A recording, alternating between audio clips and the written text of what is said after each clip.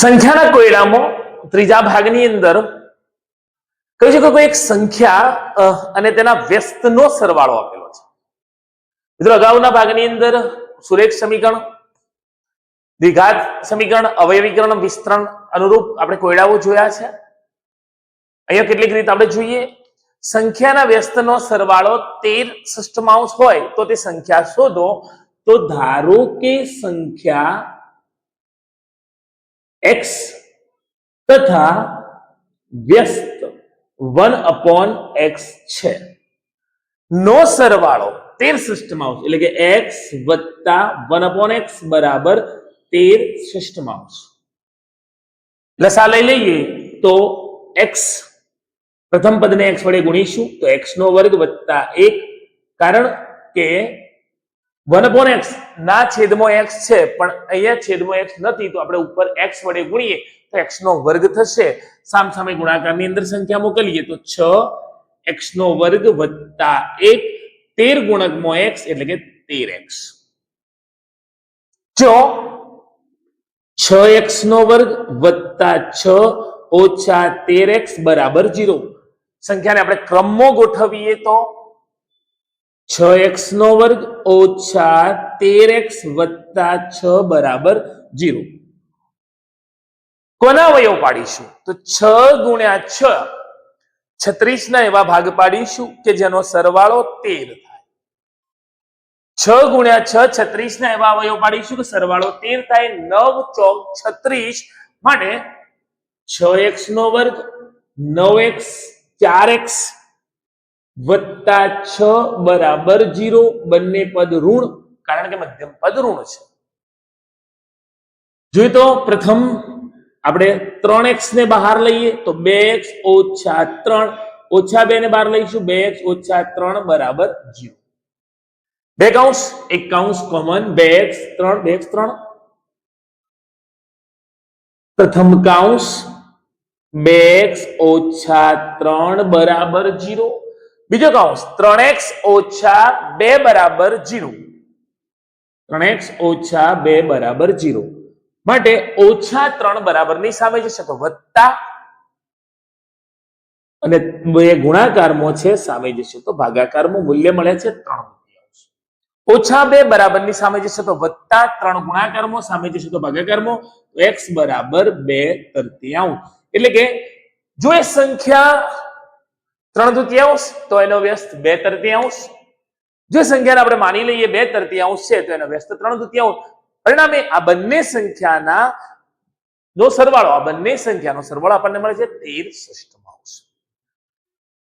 બે સંખ્યાનો તફાવત 11 છે.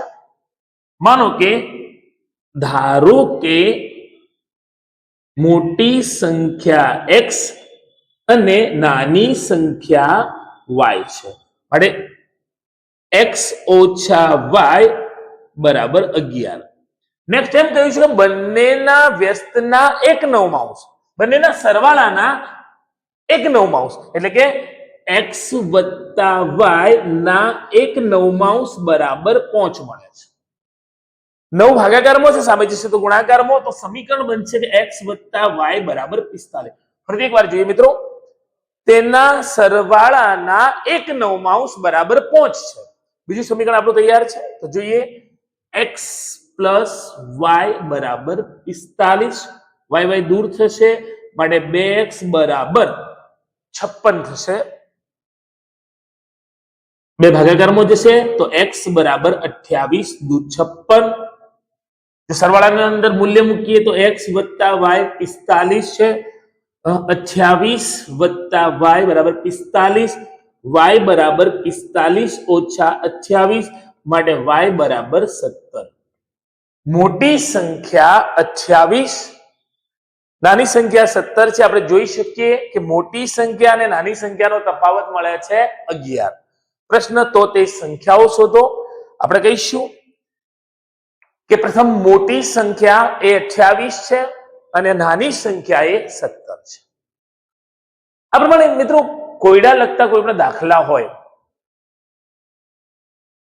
એ દાખલાની અંદર જે x કે y ના જે મૂલ્યો મળે એ મૂલ્યોને જો આપણે સમીકરણમાં મૂકીએ, જેને કહેવાય કે તાળો મેળવવો, તો આપણને પહેલાથી ખ્યાલ આવી શકે છે કે આપણે જે ગણતરી છે એ સાચી દિશામાં છે અથવા આપણે સાચું ગણી રહ્યા છીએ.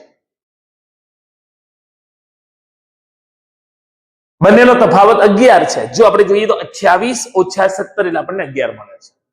ત્યાર પછી ચાર ક્રમિક બેકી સંખ્યાઓ, ફરીથી આપણે સરેરાશ મધ્યક તરફ આંકડાકીય આ કોયડાની અંદર સાદી મધ્યકની રીત તો તમને ફાવે જ છે, પણ અહીંયા એમ કહ્યું છે કે ચાર ક્રમિક બેકી સંખ્યાઓ, જો પ્રથમને હું x કહીશ તો બીજી હશે x + 2, ત્રીજી હશે x + 4 અને x + 6.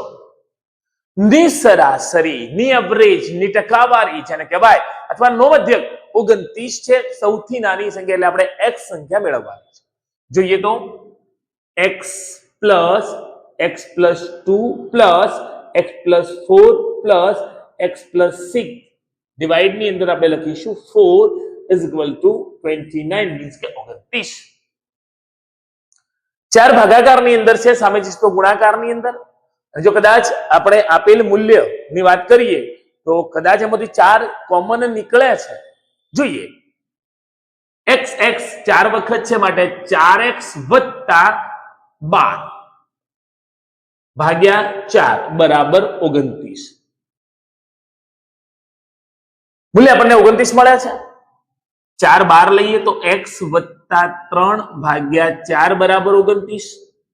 4 4 દૂર થશે, x + 3 બરાબર 29, +3 બરાબર ની સામે જશે તો -3 માટે x બરાબર 26.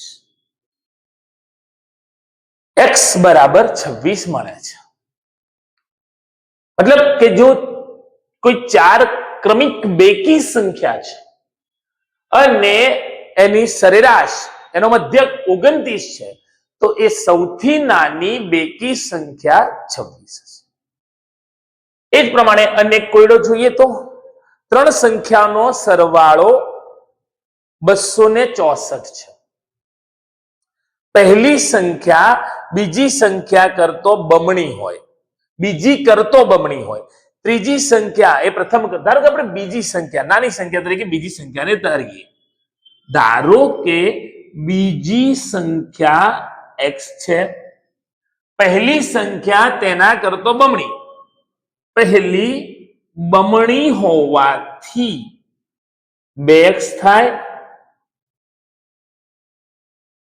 અને ત્રીજી સંખ્યા એ પ્રથમ કરતો ત્રીજા ભાગની છે.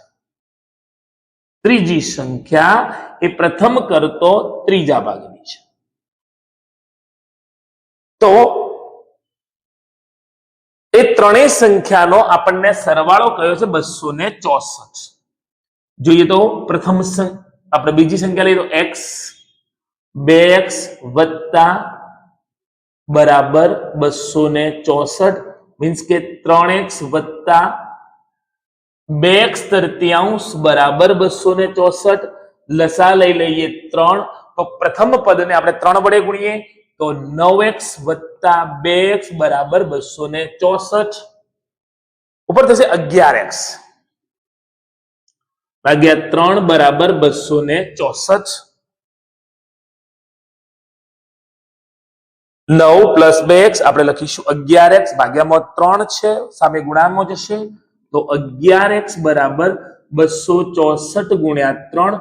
11x 12 વિધિ હશે 1 6 18 ને 19 એક લઈશું, 3 દુ 6 અને 1 7. 792. 12 1 6 18 19 1 3 દુ 6 7 9. 11 ગુણાકારની અંદર છે, સામે જશે તો ભાગાકારની અંદર. પરિણામે x 792.